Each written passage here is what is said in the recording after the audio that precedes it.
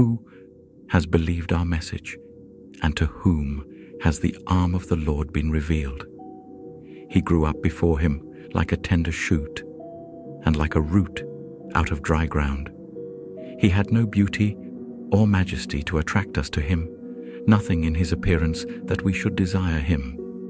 He was despised and rejected by mankind, a man of suffering and familiar with pain. Like one from whom people hide their faces, he was despised, and we held him in low esteem. Surely he took up our pain and bore our suffering. Yet we considered him punished by God, stricken by him, and afflicted. But he was pierced for our transgressions, he was crushed for our iniquities. The punishment that brought us peace was on him, and by his wounds we are healed. We all, like sheep, have gone astray. Each of us has turned to our own way, and the Lord has laid on him the iniquity of us all. He was oppressed and afflicted, yet he did not open his mouth. He was led like a lamb to the slaughter, and as a sheep before its shearers is silent, so he did not open his mouth. By oppression and judgment he was taken away. Yet who of his generation protested? For he was cut off from the land of the living. For the transgression of my people he was punished. He was assigned a grave with the wicked and with the rich in his death, though he had done no violence, nor was any deceit in his mouth.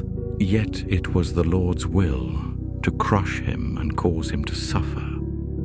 And though the Lord makes his life an offering for sin, he will see his offspring and prolong his days, and the will of the Lord will prosper in his hand.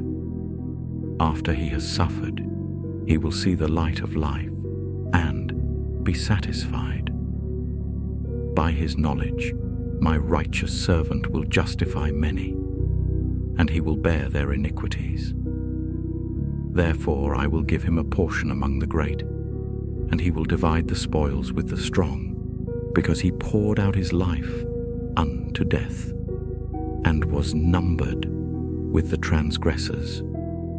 For he bore the sin of many, and made intercession for the transgressors.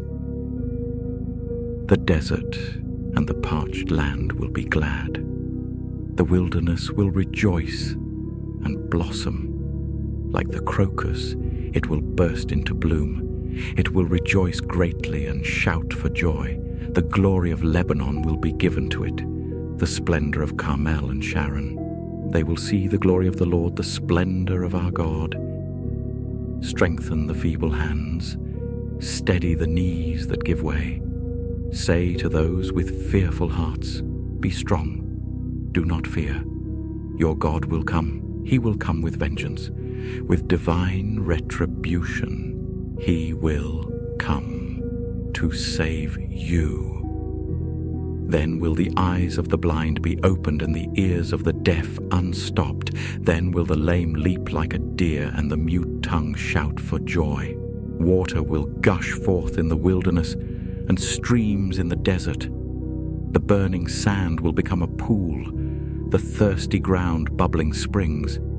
In the haunts where jackals once lay, grass and reeds and papyrus will grow, and a highway will be there.